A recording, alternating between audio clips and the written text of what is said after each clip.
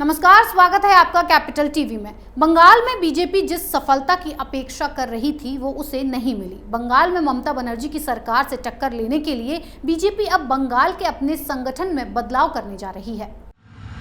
बंगाल में जिस तरीके से हालात इन दिनों चल रहे हैं वो किसी से छिपे नहीं है। विधानसभा चुनावों के परिणाम आने के बाद से ही बंगाल में बीजेपी समर्थकों को निशाना बनाया जा रहा है। विधानसभा चुनावों में मिली हार के बाद बीजेपी एक बार फिर से बंगाल में ममता बनर्जी और उनकी सरकार से लोहा लेने के लिए कमर कस रही है। ऐसे में आने वाले समय में बंगाल बीजेपी के अंदर कुछ बड़े बदलाव देखने को मिल सकते हैं। सूत्रों की माने तो बंगाल में बीजेपी को नया चुनाव प्रभारी मिल सकता है। बीजेपी ने जून 2015 में कैलाश विजयवर्गीय को राष्ट्रीय महासचिव नियुक्त किया था और इसी के साथ बंगाल का प्रभारी भी बनाया था। विजयवर्गीय ने सिद्धार्थनाथ सिंह की जगह ली थी, जो उनके पहले राज्य के प्रभारी हुआ करते थे। अब 6 साल बाद विजयवर्गीय को बंगाल से हटाया जा सकता है। बीते 6 सालों में 2 विधानसभा चुनाव और 1 लोकसभा चुनाव हुए, लेकिन बंगाल में विधानसभा के दोनों ही चुनाव में पार्टी को हार का सामना करना पड़ा। लोकसभा चुनाव में जरूर 48 में से 18 सीटें जीतकर बीजेपी ने सबको हैरान कर दिया था। हालांकि विजयवर्गीय का कहना है कि मैं बंगाल देखता रहूंगा, साथ ही यूपी और उत्तराखंड में भी काम करूंगा। यूपी उत्तराखंड में अगले साल चुनाव होना है। बीजेपी ने मिशन बंगाल पर 2015 से ही विजयवर्गीय को सक्रिय कर दिया था। तब राज्य के प्रभारी से लेकर प्रदेश अध्यक्ष बदलने तक की कवायद इसलिए की गई थी ताकि 2016 के विधानसभा चुनाव में अच्छा प्रदर्शन किया जा सके।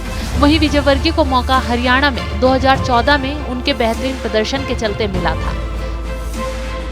2019 के लोकसभा चुनाव में 40% वोट शेयर के साथ पार्टी ने 48 में से 18 सीटें जीती थी। 2021 में 38.09% वोट शेयर के साथ 294 में से 77 सीट बीजेपी के खाते में आई। प्रधानमंत्री, गृह मंत्री सहित भाजपा ने पूरी ताकत बंगाल में झोंक दी थी, लेकिन बीजेपी को अपेक्षित सफलता नहीं मिल सकी थी। बंगाल में अपेक्षा के विपरीत आए नतीजों के बाद से ही बीजेपी में फेरबदल की चर्चाएं तेज हैं।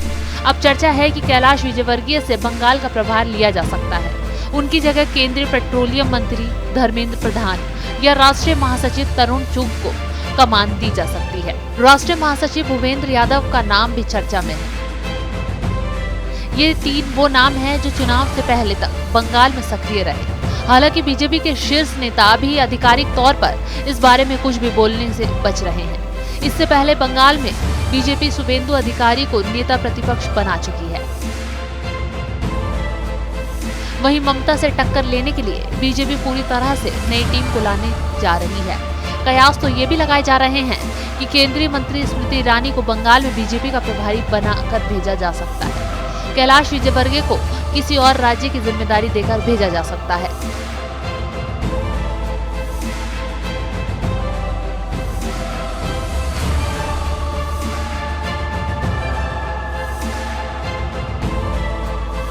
बीजेपी के बारे में कहा जाता है कि वो चुनाव में हार के बाद आराम से नहीं बैठती, बल्कि उसी दिन से आने वाले चुनाव की तैयारियों में लग जाती है।